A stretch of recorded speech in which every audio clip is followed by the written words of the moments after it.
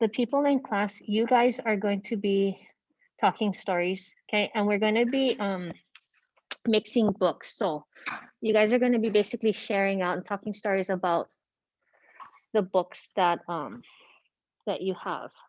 Then you can know a little bit about each other's books. So I believe, let's see. I'm gonna try and just make 3 breakout rooms. Okay. And then what I'm gonna have, yes. Yeah. Yeah. What? Yeah. Yeah, you can because I think that last class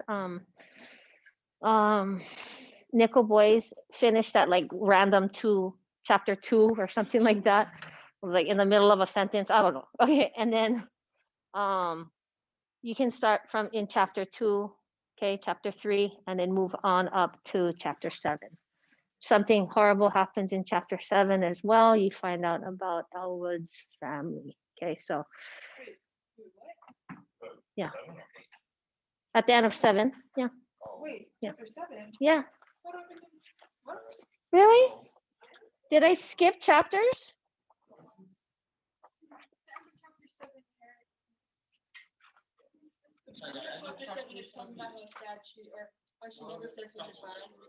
Yeah.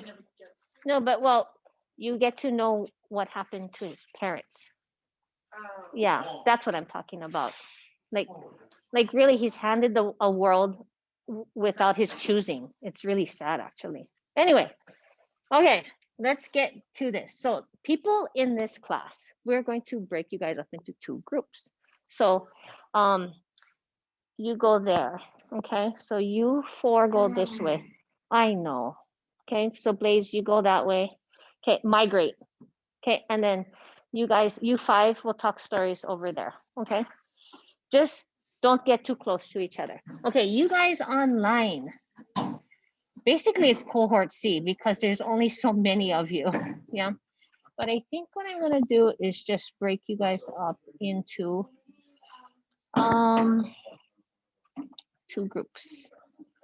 There's Carson. Hi, Carson. And then, okay. Yeah. Let me see. 1, 2, 3, 4. Where's Alicia? Did he leave? Oh no. Eva.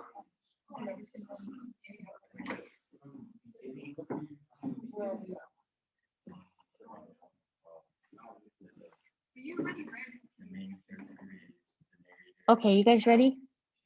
I'm gonna throw you into groups. Tia and Kaylee will be in one group, and then Carson, Eva, and Kamila will be in another group. Okay, is good? Okay, I can't wait. Go.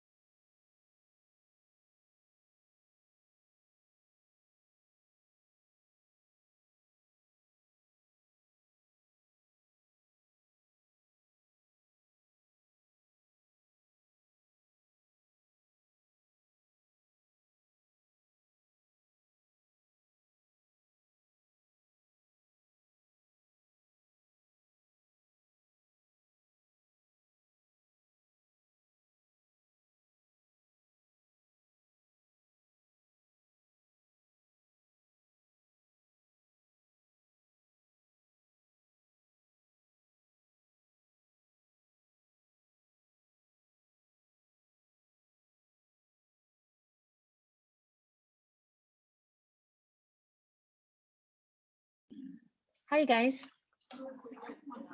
Hey, how's it going? You just talk stories?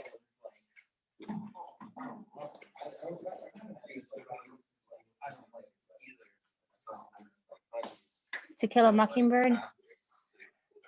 How are the worlds colliding in To Kill a Mockingbird?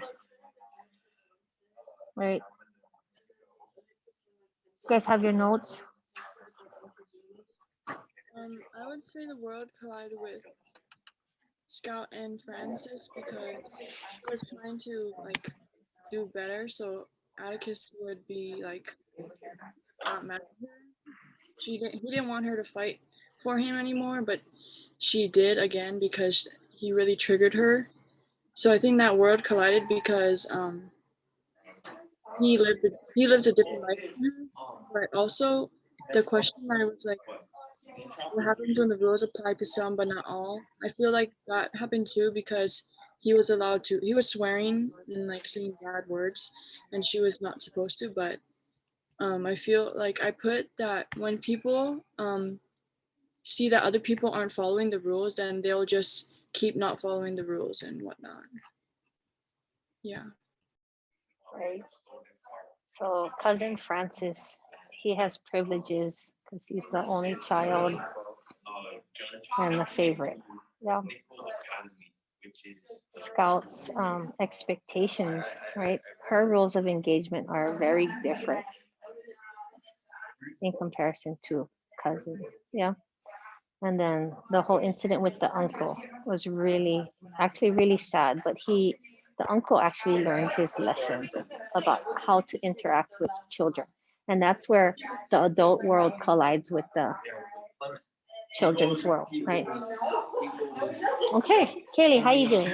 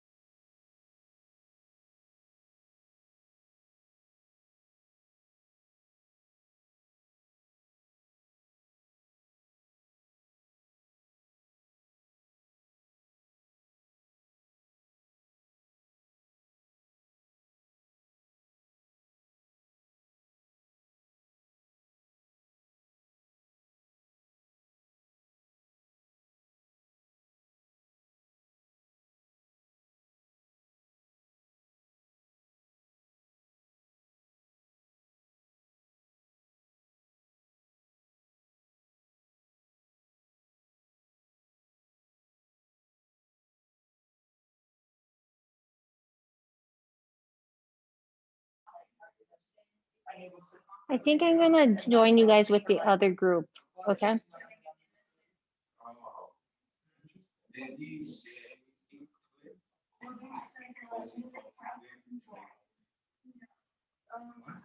like say anything, but when they got to the judge, yeah, and then they go and they go to a gas station. And then he gets nice. Like the cop said he gets nice. Have you get some sandwiches and have you pick up their Hi, which I did not. how's it going? But then they get to the school. Did you guys share out yet?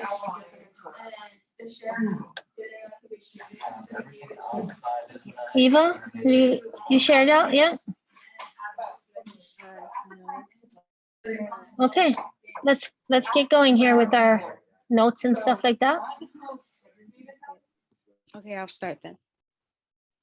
Okay, so I took notes on majority of what I thought was symbolism throughout chapters 9 through 13, because I thought there was a lot of that and like foreshadowing and stuff. I'll give you an example. So one I think was foreshadowing was, you never stopped to give me a chance to tell you my side of it. You just lit right into me. And that was on page 86. And it was said by Scout talking to Uncle Jack, I think his name was.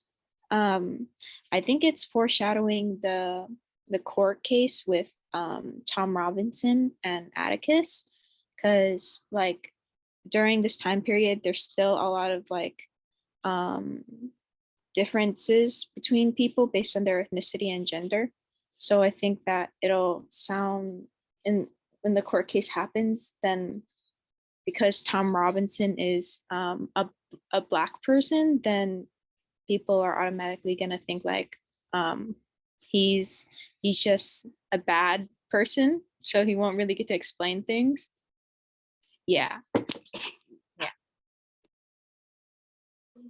Wow, that is super insightful, especially because this sort of rules of engagement, they catch everybody at different times in society, right? Nobody is free of either discrimination or treated poorly, right? Nobody is free of that, especially Scout, right? Scout has all these expectations because she's a Finch, because she's a girl, and because she's a kid. Okay, all right, very good. Let's talk about those rules of engagement, social norms, and how those worlds collide. Okay, who's next?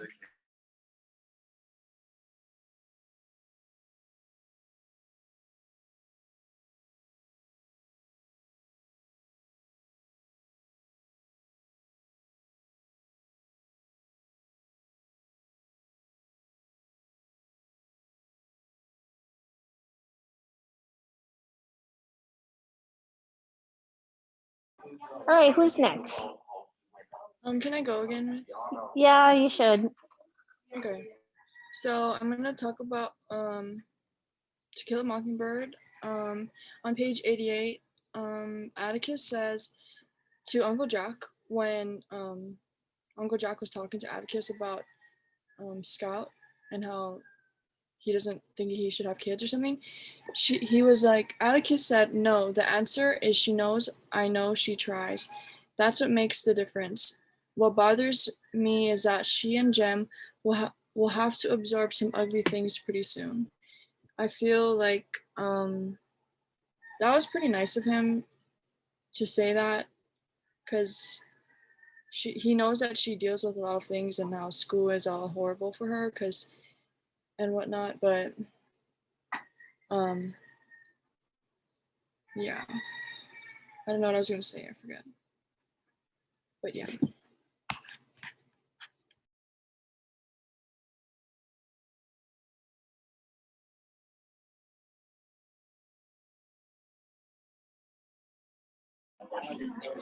Cohort B, let's pick this up. Okay, Carson, you ready?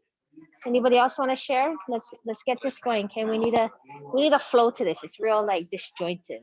Okay.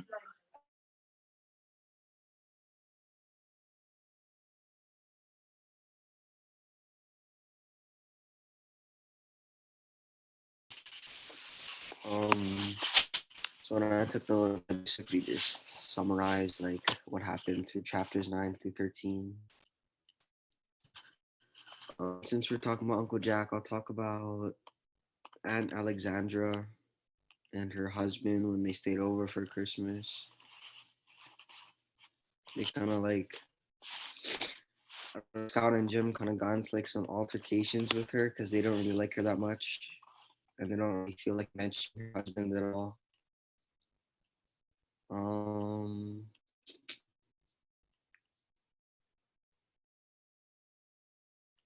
Oh, and Francis. I'll talk about Francis when he calls.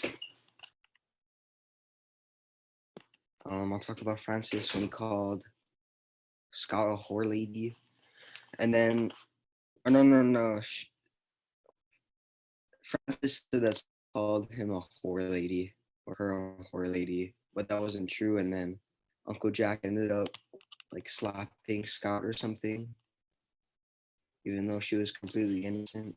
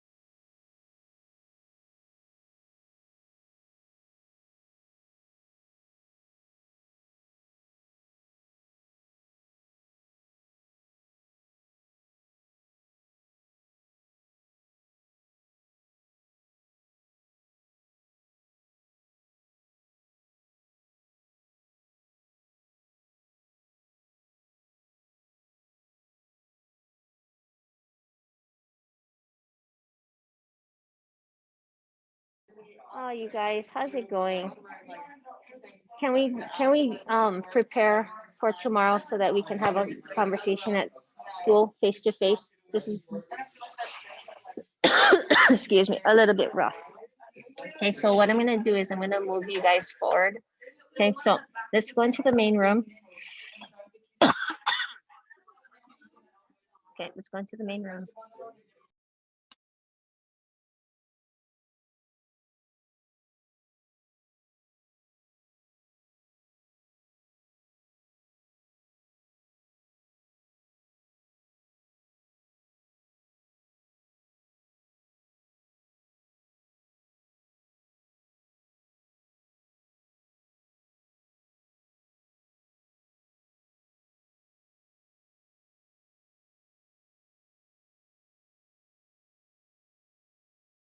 All right, so I'm gonna talk you guys through some things. Okay, so what I would like you guys to do is to get your Canvas up and running. And then I want you guys to go ahead and place your side by side, or just pay attention to my shared screen is fine as well. So this week we are on social injustice week. I think it's more than week 5. I mean, we've been really hammering this, but we are on 4.7. And so I want to carve out what today and tomorrow looks like. So we went through a class discussion in class, very good. I mean, I think just being in like the same physical space is helpful. Okay, I did hear of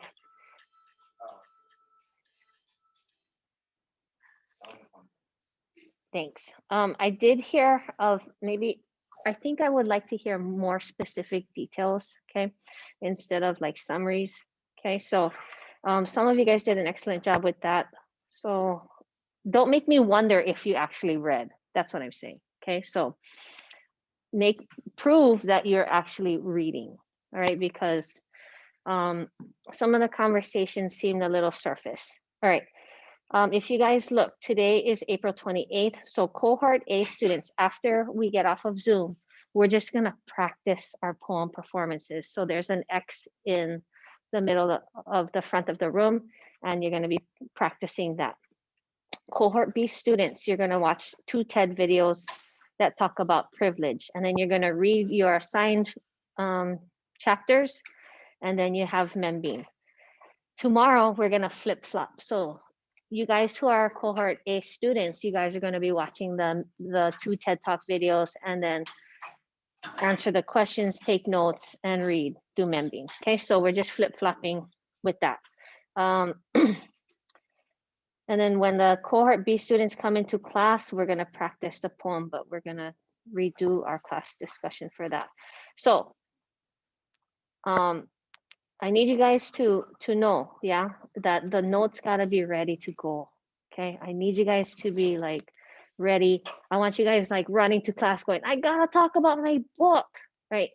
Take this opportunity, okay, to really get to know a book. Put this book in your repository of literacy. Raise your level of, yeah, I read a book and I read these other books too, right? So keep those stacks of books within yourselves, right, growing, please, okay?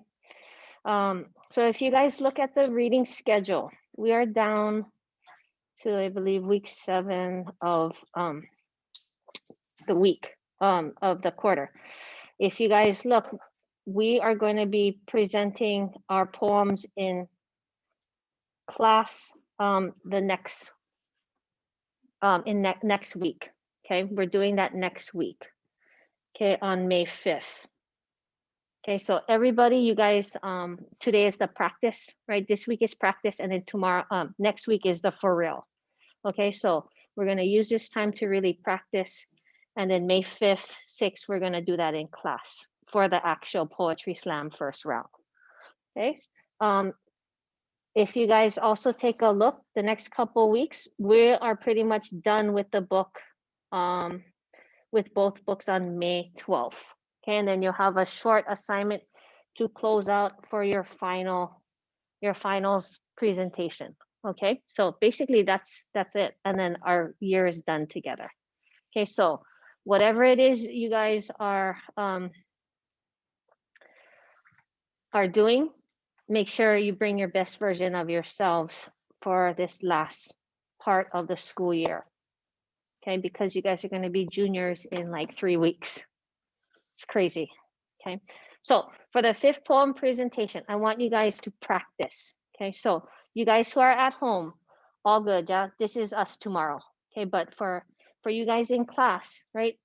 We got to practice how we going to open up. We cannot be weirdos and be like, oh, I gotta read you guys my poem, or I gotta perform my poem. Like, please greet the audience, right? Aloha kako, and then maybe you can introduce yourself, the title of your poem, and maybe just a real quick summary of your topic. Real easy, okay?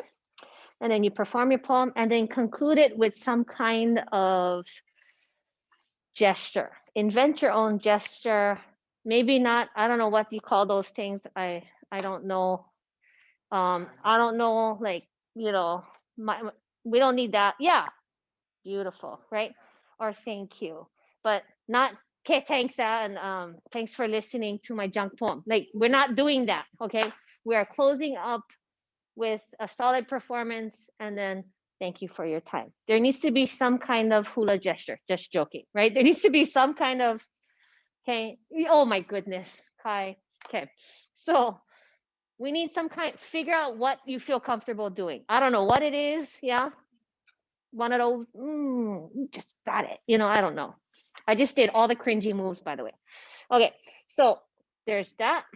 Okay, and then for you guys who are at home today, what you guys are gonna do is you're gonna watch 2 TED videos on privilege, recognizing privilege, power to all the people. You have a question under there that says, what is the culture of power? So you got some focus questions to answer. And then for the second TED video, the power of privilege, make sure that you point out your privileges, yeah? And how do you use your privileges, your privilege in society?